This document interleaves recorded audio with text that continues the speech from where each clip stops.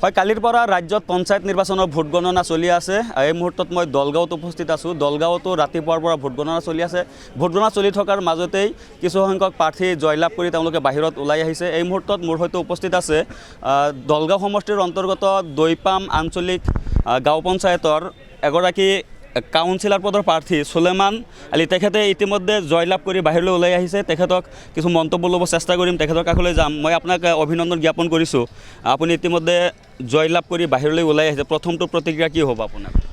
ধন্যবাদ জনাইছোঁ আপোনালোক সকলোকে। লগতে আমাৰ প্ৰথমে ধন্যবাদ জ্ঞাপন কৰিব বিচাৰিছোঁ আমাৰ দৈপামৰ ৰাইজক। তেওঁলোকে মোক যথেষ্ট পৰিমাণে সহায় কৰিছে, আৰ্থিক শাৰীৰিক মানসিকভাৱে যথেষ্ট পৰিমাণে সহায় কৰি আজি মানে ক'ব গ'লে দৈপামত ৰাইজৰ জয় হৈছে। এয়া মোৰ জয় নহয়, ৰাইজৰ জয়।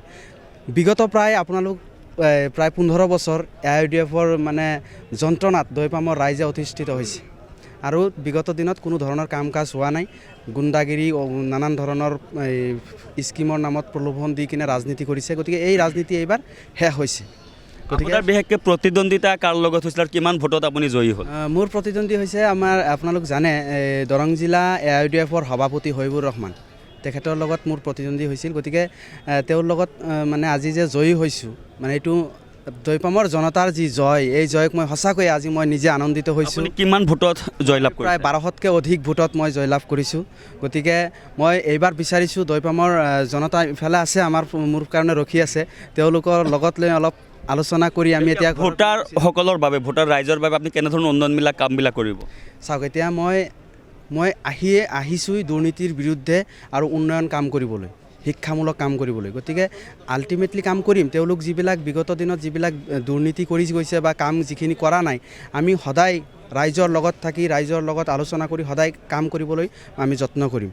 ঠিক আছে, এই মুহূৰ্তত আপোনাক ধন্যবাদ জ্ঞাপন কৰিছোঁ। এয়া আছিলে দৈপাম আঞ্চলিক পঞ্চায়তৰ কাউন্সিলৰ পদৰ প্ৰাৰ্থী। তেখেত ইতিমধ্যে কংগ্ৰেছ দলৰ পৰা জয়লাভ কৰি বাহিৰলৈ ওলাই আহিছে। তেখেতক আমি ND24ৰ ফালৰ পৰা অভিনন্দন জ্ঞাপন কৰিছোঁ। তেখেত জয়ী হৈ ৰাইজৰ হৈ উন্নয়ন কৰিব বুলি ND24ৰ জৰিয়তে জনাইছে।